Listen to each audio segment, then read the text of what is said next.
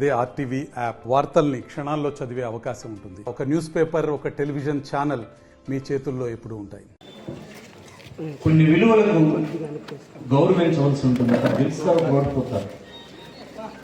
10 సార్లు నేను పోటీ చేస్తాను. కొన్నిసార్లు ఓడిపోయాను, కొన్నిసార్లు గెలిచాను. కానీ మనం ఆచరిస్తున్నటువంటి నియమాలు, పద్ధతులు,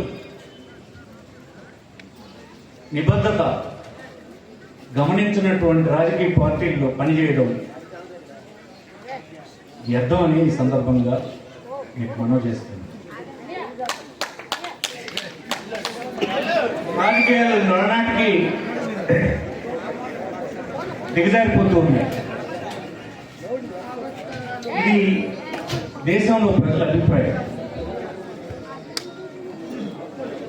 జారిపోవడానికి ప్రజలు కారణం అవుతున్నారు, కొన్ని చోట్ల రాజకీయ పార్టీలే కారణం అవుతూ ఉన్నాయి. చంద్రబాబు నాయుడు ఎంపిక చేసినటువంటి అభ్యర్థులు రాష్ట్ర వ్యాప్తంగా మీరు చూడండి, ఒక వ్యక్తి క్యారెక్టర్ మీకు తెలిసిపోతుంది. అమెరికా వెళ్ళి డబ్బు సంపాదించాడంటే వాటిని తీసుకొచ్చి టికెట్ ఇచ్చేస్తున్నారు. వాడనుకుంటున్నాడు, నేను ఇంత డబ్బు సంపాదించాను, నాకు గుర్తింపు లేదు, డబ్బుతోటి గుర్తింపు కొనుక్కోవచ్చు అని ఆడనుకుంటున్నాడు ఒకడు. ఇంకొకడు అనుకుంటున్నాడు, నేను వ్యాపారంలో పెద్ద ఎత్తున డబ్బు సంపాదించాను, ఇంకా డబ్బు సంపాదించాలంటే ప్రభుత్వమే నా చేతిలో పెట్టుకుంటే మరింత వేగంగా డబ్బు సంపాదించవచ్చని ఇంకొకడు అనుకుంటున్నాడు. ఇలాంటి వాళ్ళందరూ ఎంపికైపోయి శాసనసభలకు, చట్టాలు చేసే సభలకు వచ్చేస్తే ప్రజల గతి ఏం కావాలని అడుగుతుంది. కిందున్నటువంటి అల్పాదాయ వర్గాలు తన స్థితిగతుల్ని వాడికి ఎవరికైనా తెలుస్తాయా అని అడుగుతున్నాడు. అయ్యో ఈ రోజు బచ్చం లేదు, ఇంటిల్లి 10 భోజనంకి వస్తే ఏం పెట్టాలి అనే ఆలోచన చేస్తున్నటువంటి ఒక మహిళ ఆవేదన పడదా అని అడుగుతున్నాడు. అయ్యా ఇంట్లో ఎవరికైనా ఆరోగ్యం బాగలేకపోతే వాకిటేసేసి ఎప్పుడు చనిపోతాడని చూడడం తప్ప మనలాంటి బతుకులకి ఇంతకుండా ఏముంటుందని ఆవేదన పడుతున్న మనసులు వాడికేం తెలుస్తుంది అంటారు.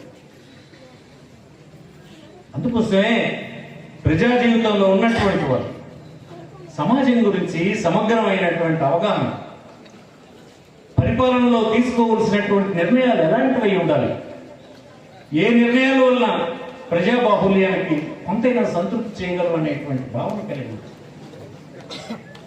ఈనాటి టిక్కెట్లు అమ్మేసిన దిక్కుమాలిన పరిస్థితికి చంద్రబాబు 60-70 సంవత్సరాల తర్వాత వచ్చినాడని మీకు ఈ సందర్భంగా మనం చేస్తాం. ఆ దుకాణం అతను ఒక్కడు కాదు, వాళ్ళ అబ్బాయి ఒక పక్కన టికెట్లు అమ్ముతాడు, ఆ అన్ని దానికి అతనేమో ముద్రేస్తాడు. ఈ ఆశయం ద్వారా అలాగే జరిగిందని మీకు మనం చేస్తాం. టికెట్లు అమ్మేసినటువంటి ఈ లోకేష్ బాబు ఆ తర్వాత మరి శ్రీకాకుళం కనిపించారు, అమ్మిడి అయిపోయింది, డబ్బులు పట్టుకుని పోయినాడు.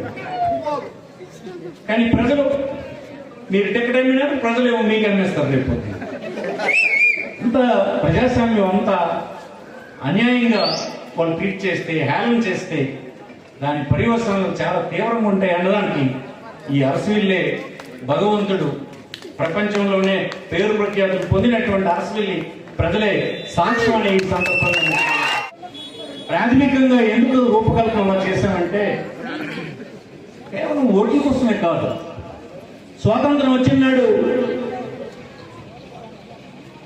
మన ముత్తాతలు, తాతలు చెప్పారు, ఒరే స్వాతంత్రం వచ్చేస్తే మన పిల్లలందరికీ చదువు, మంచి చదువు వస్తుంది, వైద్యం ఉంటుంది, ఇల్లు వస్తుంది, మనం సంతోషంగా జీవించవచ్చు, స్వాతంత్రం తెచ్చుకుందాం, అందరం కలిసి యుద్ధం చేద్దాం, పోరాటం చేద్దాం అని ప్రజలందరినీ పురికొల్పి ఒక త్రాటి మీదకి తెచ్చారు మన తాతలు. స్వాతంత్రం సాధించారు, మన ప్రభుత్వాలు ఏర్పడ్డాయి. దురదృష్టవశాత్తు ప్రభుత్వాలు పని చేస్తున్నా కూడా 75 సంవత్సరాల తర్వాత కూడా కొన్ని కనీసమైన అవసరాలు తీరినటువంటి ప్రజలు ఇంకా దేశంలోనూ రాష్ట్రంలోనూ కోకొలలుగా ఉన్నారు. ఇంతకుముందు నేను చెప్పినట్టుగా అయ్యో మా తాత నాడు ఇల్లు లేదు, తండ్రి నాడు ఇల్లు లేదు, ఈవేళ నా వయసు అయిపోతుంది, నా కొడుకు పెళ్ళయింది, నాకు ఇల్లు లేదు, నా కొడుకు ఇల్లు లేదు. నేనేమి కార్లు అడిగానా, భూములు అడిగానా, ఉద్యోగం అడిగానా, బంగారం అడిగానా, ధనం అడిగానా? ఈ స్వతంత్రం వచ్చిన తర్వాత నా లాంటి కుటుంబానికి పొద్దంతా కష్టపడి మేము రక్తాన్ని చెమటగా మార్చి తెచ్చుకున్న 4 డబ్బులు ఒక చోట వండుకొని ఇంటికి ప్రభుత్వాలు పని చేస్తున్నా కూడా 75 సంవత్సరాల తర్వాత కూడా కొన్ని కనీసమైన అవసరాలు తీరినటువంటి ప్రజలు ఇంకా దేశంలోనూ రాష్ట్రంలోనూ కోకొలలుగా ఉన్నారు. ఇంతకుముందు నేను చెప్పినట్టుగా అయ్యో మా తాత నాడు ఇల్లు లేదు, తండ్రి నాడు ఇల్లు లేదు, ఈవేళ నా వయసు అయిపోతుంది, నా కొడుకు పెళ్ళయింది, నాకు ఇల్లు లేదు, నా కొడుకు ఇల్లు లేదు. నేనేమి కార్లు అడిగానా, భూములు అడిగానా, ఉద్యోగం అడిగానా, బంగారం అడిగానా, ధనం అడిగానా? ఈ స్వతంత్రం వచ్చిన తర్వాత నా లాంటి కుటుంబానికి పొద్దంతా కష్టపడి మేము రక్తాన్ని చెమటగా మార్చి తెచ్చుకున్న 4 డబ్బులు ఒక చోట వండుకొని ఇంటికి పోయి కూర్చుని తిందామంటే ఆ భాగ్యం 4 తరాలుగా లేదే, మా లాంటి వారు డబ్బులు ఇంతే అని అనుకుంటున్నటువంటి కుటుంబాన్ని ఇంకా 75 సంవత్సరాల తర్వాత కూడా వదిలేస్తే ఈ స్వతంత్రానికి, ఈ ప్రజాప్రభుత్వాల పాలనకి ఏమైనా అర్థం ఉంటుందా అని అడుగుతున్నాను. అందుకోసమే ఈ మాటలు చెప్పడం కాదు, ఈ మాట చాలాసార్లు నేను చెప్పాను. ఈ ఒక్క సంవత్సరం ఈ నియోజకవర్గంలో 500 కోట్లు పెట్టి పేద ప్రజలకు అవసరమైనటువంటి ఇళ్ల స్థలాల భూములను కొని 20,000 పట్టాలు ఈ ఒక్క సంవత్సరంలోనే ఇచ్చి సగం ఇల్లు శాంక్షన్ ఇచ్చి ఈవేళ గ్రామాల నిర్మాణం చేస్తాం. ఒకసారి మీరు చూడండి, ఇల్లు నిర్మాణం చేయండి, ఇంకా గ్రామాలను నిర్మాణం చేస్తాం. అందులో మీ ఊర్లో ఉండేటువంటి గంగు రాము గారి భూమి కూడా అక్కడ 40-50 ఎకరాలు ఆయన ఇవ్వనంటే ఇప్పించాలని అడిగి తీసుకుని మళ్ళీ చేస్తాం. డబ్బిచ్చాం, కొద్ది గొప్ప డబ్బు ఇచ్చాం. రైతు ఎవరు భూమి అమ్మడానికి ఇష్టపడు, అయినా తప్పదు చేయాలి, ఇవ్వాలి అని చెప్పి నచ్చజెప్పి తీసుకుని అలాగే పట్టణం చుట్టూ 7-8 కాలనీలు పెద్ద నిర్మాణం చేస్తాం. ఇది నా కుటుంబాల్లో ఇల్లు కలిగిందన్నటువంటి సంతోషంలో ఉన్నారు. ఇదే కాదు, ఇలాంటి అవసరాలు ప్రతిరోజు ఆ కుటుంబాలకు వస్తాయి. వచ్చినప్పుడు ప్రభుత్వాలు దాన్ని చూడాలి కదా. అలాగే రకరకాల పథకాలు మీ అందరికీ తెలిసినటువంటి నేను చెప్పనట్లేదు. ఈ గ్రామం అంటే బ్రాహ్మణులు ఉన్నారు, వెలమలు ఉన్నారు, కాపులు ఉన్నారు, నాయి బ్రాహ్మణులు ఉన్నారు, రజకులు ఉన్నారు, గంగాలు ఉన్నారు, అన్ని రకాల కులాలు ఉన్నారు. ప్రపంచం అంతా ఇక్కడికి వచ్చి వెళ్తుంటారు. చైతన్యవంతమైన గ్రామమే. పైగా గడిచిన 20-30 సంవత్సరాలుగా ఒక రాజకీయ పార్టీకి సమర్థించినటువంటి మీ అందరూ ఈనాడు గొప్ప నిర్ణయం తీసుకొని నాకు బ్రహ్మాండమైనటువంటి స్వాగతాన్ని డబ్బులతో కొనుక్కున్నటువంటి స్వాగతం కాదు, హృదయం ఇచ్చి హృదయ స్పందనతో ఆహ్వానించినటువంటి స్వాగతం నాకు లభించింది. గెలిపోవటంలో ఎలా ఉన్నా వాటితో నిమిత్తం లేకుండా మీ యొక్క ఆహ్వానమే, మీ యొక్క స్వాగతమే, మీ యొక్క ఈ ప్రేమే గెలిచినంత సంతృప్తిని ఇచ్చిందని ఈ సందర్భంగా జగన్మోహన్ రెడ్డి ఒక మేనిఫెస్టో విడుదల చేశారు. అతను మేనిఫెస్టోని ఎంత దీనిగా తీసుకుంటాడంటే అందులో చెప్పాము అంటే, చెప్పి ఓటేయించుకున్నామంటే మళ్ళీ అది చెయ్యమని అంటే ఎలా అన్నా అని మమ్మల్ని ప్రశ్నిస్తారు.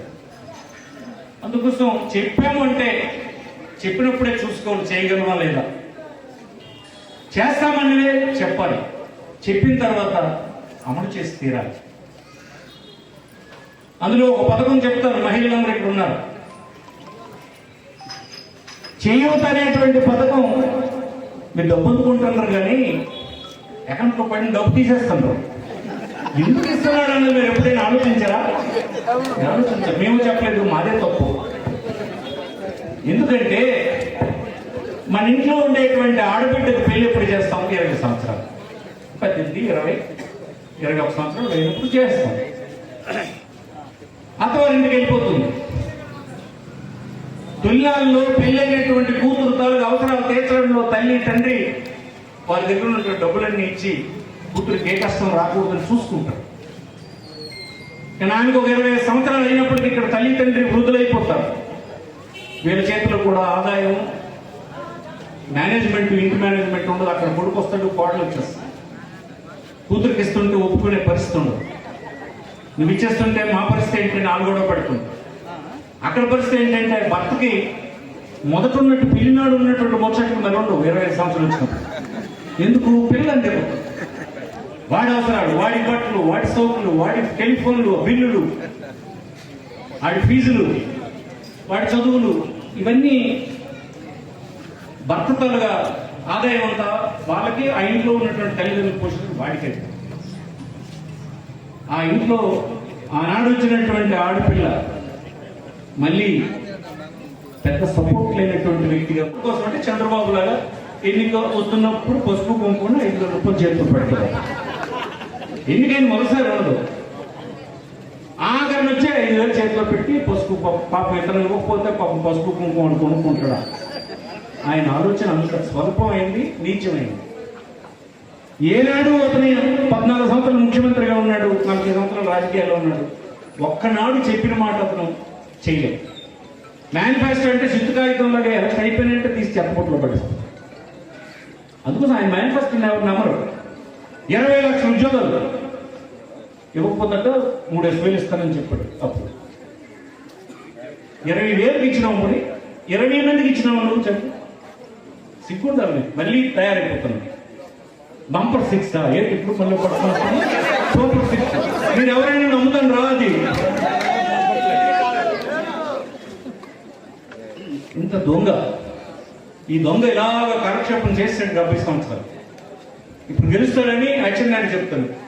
ఎవరు గెలిపిస్తారు? ప్రజలు ఎందుకు గెలిపిస్తారు? నీకు జగన్మోహన్ రెడ్డికి వస్తున్నటువంటి ఆదరణ మీరు చూస్తున్నారా? ప్రజలు ప్రవాహం కింద జగన్మోహన్ రెడ్డి సభలకు వస్తున్నారు. ఎందుకు వస్తున్నారు? అయ్యో ఇతను మాట ఇస్తే మాట తప్పడు అని వస్తున్నారు. కొంతమంది జగన్మోహన్ రెడ్డి పట్ల కోపం ఉంటే ఉండొచ్చు. మా డబ్బులు పనిచేస్తున్నాడు, పేదవాళ్ళు, రైతులకు పనిచేస్తున్నారు, కూలీలకు పనిచేస్తున్నారు, మహిళలు పనిచేస్తున్నారని కోపగించుకున్న వాళ్ళు ఉంటే ఉండొచ్చు. కానీ చంద్రబాబు గొప్పవాడు అన్నాడు మాత్రం ఈ రాష్ట్రంలో ఎవడూ లేడని మీకు అంటే జగన్మోహన్ రెడ్డిని ప్రేమించిన ఉన్నారు, జగన్మోహన్ రెడ్డిని వ్యతిరేకించిన ఉన్నారు. కానీ చంద్రబాబు ఇన్ని సంవత్సరాలు ముఖ్యమంత్రి అయినా ప్రేమించిన లేడు. ఇది అసలు విషయం. అందుకే అతను రోజు ఏం చెప్తాడు? నేను ఈ పని చేశానని చెప్పడు. ఇప్పుడు ఎలక్షన్లను కూడా జగన్మోహన్ రెడ్డి దొంగ, జగన్మోహన్ రెడ్డి రౌడీ, అది ఇది అని చెప్తాడు. నీకంటే దొంగ ఎవడున్నాడు అని అంటాడు. నీ ప్రజా జీవితం అంతా అడ్డగోలు పనులే. రాజధాని విశాఖపట్నంలో పెడతానంటే వ్యతిరేకిస్తున్నాం. ఎన్ని సంవత్సరాలు ఇంకా మాకు అన్యాయం చేస్తారు? మా తాతలు చెన్నై వెళ్ళారు. 2 రోజులు ట్రైన్ కూడు పట్టుకుని రాజధానికి వెళ్ళాలంటే 60-70 సంవత్సరాలు వెళ్ళారు. ఆ తర్వాత 3 సంవత్సరాలు కర్నూలు వెళ్ళారు. ఆ తర్వాత హైదరాబాద్ 65 సంవత్సరాలు వెళ్ళారు. రాష్ట్రం వెళ్ళిపోయి మళ్ళీ మిగిలినటువంటి రాష్ట్రంలో నువ్వు రియల్ ఎస్టేట్ వ్యాపారం చేయడానికి అమరావతిని కేంద్రం చేసి మా అందరికి మళ్ళీ అన్యాయం చేయాలని ప్రయత్నం చేస్తాను. ఎందుకు హైదరాబాద్లో మనకి ఎండబెట్టారు? అభివృద్ధి అంతా ఒక ప్రాంతంలో చేయడం వల్ల ఆ ఫలాలన్నీ వీళ్ళకి ఎండబెట్టేస్తే మాకు చెల్లుతాయని స్వార్థం ఆ ప్రాంతంలో పెరగడం వల్ల వీళ్ళు వెళ్ళిపోతే మనకు ప్రయోజనం ఉంటుంది, మన పిల్లలకి అన్నీ వస్తాయని, ఆదాయం అంతా మనకు వస్తుందని చెప్పి వాళ్ళు మనల్ని తరిమేస్తారు. 70 సంవత్సరాలు మనందరి రక్తాన్ని కూడబెట్టి కట్టుకున్నటువంటి కదా. మళ్ళీ నువ్వు అమరావతి అని చెప్పి రియల్ ఎస్టేట్ వ్యాపారం ప్లాన్ చేసి మరొక 50-60 సంవత్సరాలు ఏ వెనుకబడిన ప్రాంతం అభివృద్ధి చెందకుండా డబ్బంతా అక్కడే పట్టుబడి పెట్టి అన్ని అక్కడే డెవలప్ చేస్తే ఆఖరి మళ్ళీ మమ్మల్ని పొమ్మని అనరా ఉన్నాడు. అందుకోసమే కేంద్ర ప్రభుత్వం చెప్పింది, మన రాజ్యాంగం చెప్పింది, మనకు లభించినటువంటి ఫలాలు అన్ని ప్రాంతాలు అభివృద్ధి చెందేటట్టుగా ఉండాలి. ఆనాడు హైదరాబాద్లోనే ఈ పని చేస్తుంటే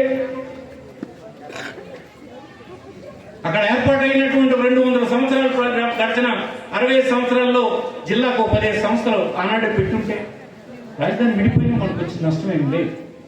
ఇవేళ ఏం లేని వాళ్ళు అయిపోయింది. అందుకోసం మళ్ళీ అలాంటి తప్పు మనం చేయకూడదు. ఏమో అతను మళ్ళీ అమరావతి రాజధాని అంటుంది. ఎందుకంటే అతను వ్యాపారం మానడు.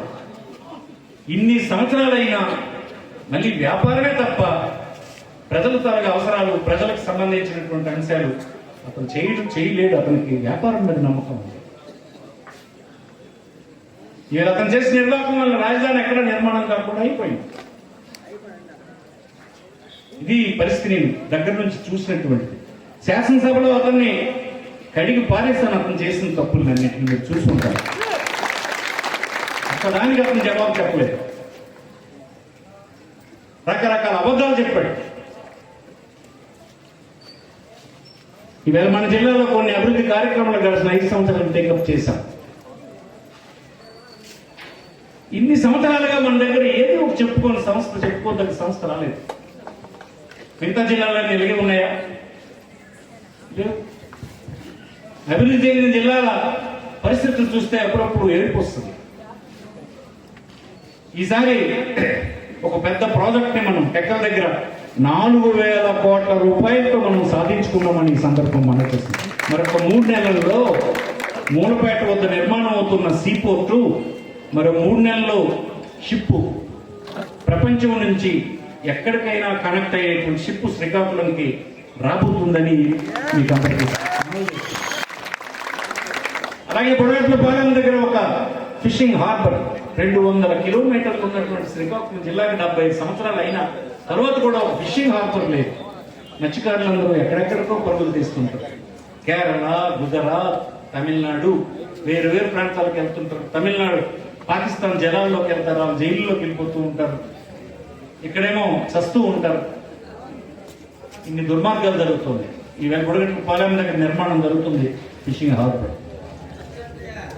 పలాస ప్రాంతంలో ఒక రీసెర్చ్ హాస్పిటల్ కిడ్నీ పేషెంట్ కోసం కట్టి పూర్తి చేసి ఇనాగ్రేట్ చేశాం. ఉద్దానం ప్రాంతంలో ప్రజలందరూ చనిపోతుంటే గ్రౌండ్ వాటరే కారణం అంటే ఇక్కడ నుంచి వంశధార నీరుని గొట్టా నుంచి డబ్బులు కాసుకుంటున్నారు. అందరూ ఆ ప్లానెట్ తిరుగుతున్నారు. చంద్రబాబుకి ఇచ్చినట్టు మాకు ఇవ్వడా అని డబ్బు తీసుకున్నాడు. డబ్బులతో అయిపోతుంది తప్ప ప్రజల ఓట్లు అయితే అలా వెయ్యరని నాకు పూర్తి విశ్వాసం ఉంది. అలాగైతే టాటా బిర్లాలే ప్రధానమంత్రులు అయ్యి ఉండేవాళ్ళు. ఇంకా మనవాడు కొత్తగా వచ్చినాడు కనుక తెలుస్తుంది. పెట్లిప్పిన తర్వాత సంగతి తెలుస్తుందని మీకు ఈ సందర్భం మనం తెలుస్తుంది. ఆడవాళ్ళ స్థితిగతులు పెంచడానికి చాలా పనులు చేశాం. స్త్రీ ఇంటిదారులుగా ఎన్నోసార్లు చెప్పాను నేను. ఇంటిని తీర్చిదిద్దగల కెపాసిటీ ఉన్నటువంటిది స్త్రీ. ఆ స్త్రీ తాలుగా చేతుల్ని బలోపేతం చేయాలని ఎన్నో కార్యక్రమాలు అందించాం. మీ అందరూ సంతోషంగా ఉన్నారని గడపకు వచ్చినప్పుడు మళ్ళీ మా వాళ్ళకి మీరు తెలియజేశారు. ఆ రిపోర్ట్ అంతా నేను ప్రభుత్వం పంపింది. మీ గ్రామంలో ఇప్పుడే చెప్పినట్టు హాస్పిటల్ నిర్మాణం. ఇంకోటి, మీ గ్రామస్తులందరూ ఒకసారి నా దగ్గరకు వచ్చారు. ఈ స్థలం మాకు గ్రామంలో పిల్లలు ఆడుకోవడానికి చిల్డ్రన్ పార్క్ లేదు, పెద్దలు నడవడానికి వాకింగ్ ట్రాక్ లేదు, యోగా చేసుకుందామంటే యోగా హాల్ లేదు, ఒక లైబ్రరీ లేదు, ఒక జిమ్ లేదు. మాకు ఆ భూమి ఇప్పించండి అని అడిగారు. గ్రామంలో అందరూ వచ్చారు. మీ కోరిక సమంజసమైంది. ఇక్కడ చాలా 8 డివిజన్లకు సంబంధించినటువంటి ప్రజలకు ఏదీ లేకుండా అయిపోయింది. వెళ్తే మళ్ళీ మీరు ఆర్ట్స్ కాలేజ్ గ్రౌండ్కో స్టేడియంకో వెళ్ళాలి. ఒక చిన్న గ్యాలరీ ఊరందరూ కలిపి పెట్టుకోవడానికి, ఫంక్షన్ పెట్టుకోవాలంటే, ఒక ఏదైనా ప్రోగ్రామ్ పెట్టి సంతోషంగా పెట్టుకోండి. ఇంత పెద్ద గ్రామానికి లేదు. నా ఆపరేషన్స్ ఉన్న భూమి మేము ఇచ్చేస్తామండి, మీరు మాకు ఇచ్చేయండి అని అంటే 22 కోట్ల రూపాయలు ఖరీదైంది. అది లెక్క వేస్తే అది క్యాబినెట్కి తీసుకెళ్లి ఉచితంగా మీకోసం అని ఇప్పించడం జరిగిందని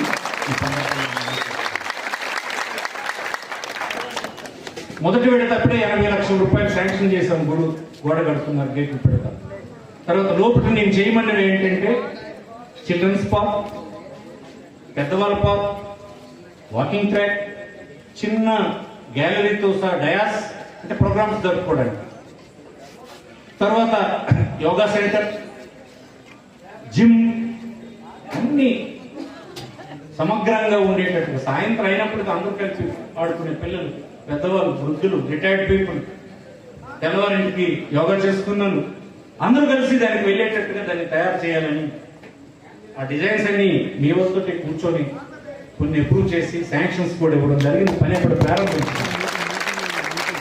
పూర్తి చేస్తామని ఈ సందర్భం మనం చేస్తున్నాం. ఈ గ్రామం చాలా ముఖ్యమైనటువంటి గ్రామం. దేవాలయం వీలున్నంత వరకు సుందరంగా తీర్చిదిద్దాలి. శ్రీశైలం వీధిలో చిన్న చిన్న రోడ్లు కాలువలు ఉండిపోయిన అడిగారు, అవన్నీ కంప్లీట్ చేస్తాం. మీరు ఈనాడు చూపినటువంటి ప్రేమ అభిమానాలు కంటే అవన్నీ చిన్న చిన్న విషయాలు అన్నీ తప్పకుండా నా దృష్టికి వచ్చినవన్నీ కంప్లీట్ చేసేస్తాం. ఇప్పుడు ఈ గ్రామంలో మొదట అవతల పాత ఉండిపోయింది. బ్రాహ్మణ వీధి, అటు ఉన్నటువంటి షెడ్యూల్ క్యాస్ట్ బొంపాడు వీధి, ఇటు ఉన్నటువంటి షాపులు ఇవన్నీ ఉన్నటువంటి కొత్త కాలనీ, ఇవి ఇంకో పూట వచ్చినప్పుడు ఆ ఇల్లు అందరినీ కలుస్తాను. మీరు రాలేదని ఏమనుకోవద్దని మనం చేస్తూ మీ ప్రభావం అసలు ప్రభావం నియోజకవర్గం అంతా ఉంటుంది. ఈ సమావేశం తాలూకు ప్రభావం రేపు తెల్లవారి నుంచే చాలా కుటుంబాల మీద ఉంటారు. మీరేం చేస్తారని చూస్తున్నాం, అందరూ మీరేం చేయబోతున్నారని తెలిసిపోయింది. దాని ప్రభావం ఉంటుంది. మీరు కూడా ఒకసారి ఫోన్ చేసి ప్రతి కుటుంబాన్ని, మీకు సంబంధించిన బంధువులు, స్నేహితులు, మీతో సంబంధం ఉన్నటువంటి వాళ్ళందరికీ ఒక మాట చెప్పండి. మనం నిజాయితీగా రాజకీయాలను నడపడానికి ప్రయత్నం చేద్దాం. సాయశక్తుల ఈ నియోజకవర్గంలో ఉండేటువంటి సమస్యల్ని పూర్తి చేయడానికి ప్రయత్నం చేద్దామని ఈ సందర్భంగా మీ అందరికీ మనం చేస్తూ, అంటే గ్రౌండ్ వాటరే కారణం. అంటే ఇక్కడ నుంచి వంశధార నీరుని గొట్టా నుంచి ఉద్దానానికి తీసుకెళ్లి 6 మండలాలకు నీరిచ్చే ప్రాజెక్ట్ 800 కోట్లతో పూర్తి చేసి 6 మండలాలకి నీరిచ్చే పని చేసిన 5 సంవత్సరాలు. మన హాస్పిటల్ని ఒకసారి చూడండి, డాక్టర్లు ఉండరు, నర్సులు ఉండరు, ఎవరు ఉండరు. అలాంటి పరిస్థితి ఉండేది. ఇలా చూడండి, ఒక్క డాక్టర్ పోస్ట్ ఖాళీ లేదు, ఒక ప్రొఫెసర్ పోస్ట్ ఖాళీ లేదు, ఒక నర్స్ పోస్ట్ ఖాళీ లేదు. పూర్తి ఎక్విప్మెంట్, మందులు, 900 బెడ్లతో అత్యాధునికంగా నర్సింగ్ మన శ్రీకాకుళం జనరల్ హాస్పిటల్ తయారు చేసింది. ఇంతకుముందు పేషెంట్ మన జనరల్ హాస్పిటల్కి ఇలా తోసుకొని వెళ్ళడం, బండి దించి మళ్ళీ అటు నుంచి 5 నిమిషాల్లో తోసుకొని శవాన్ని తీసుకురావడం. ఇదే మన హాస్పిటల్. శవం తీసుకురావడానికి మన హాస్పిటల్కి వెళ్ళాలి.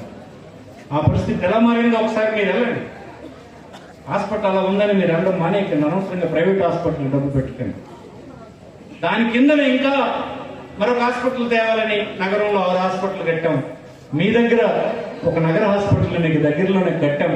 దానికి అప్పలనాయుడు గారిని కమిటీ అధ్యక్షుడిగా కూడా పెట్టాం.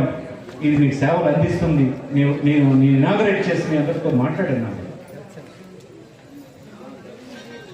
ఇన్ని రకాలుగా ఏర్పాట్లు వైద్యానికి సంబంధించి చేశాం. నియోజకవర్గంలో చేతనైన పనులు గడప 5 సంవత్సరాలు చేశాం. స్కూల్ బిల్డింగ్ చూడండి, అభివృద్ధి లేదని అంటారు. ఇప్పుడు ఏదో మాట్లాడేస్తుంటారు ఊరికనే. మీ కళ్ళలో ఉన్నటువంటి స్కూల్ బిల్డింగ్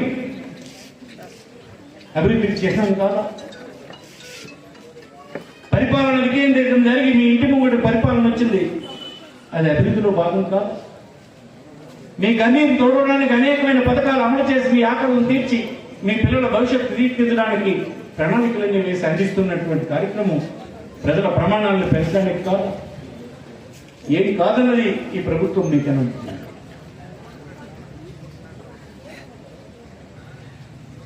ఈవేళ ఇలాంటి గ్రామంలో పెద్ద ఎత్తున మీరు నాకు ఆదరించడం, స్వాగతించడం, గెలుపుకి ఇదే ప్రధానమైంది. రేపు తెల్లవారింటికి అరసవిల్లే తిరగబడింది, అరసవిల్లే అత్యంత తిరగబడింది అని అంటే దాని ప్రభావం నియోజకవర్గంలో అన్ని గ్రామాల మీద ఉంటుందని ఈ సందర్భంగా నేను మనవి చేస్తాను.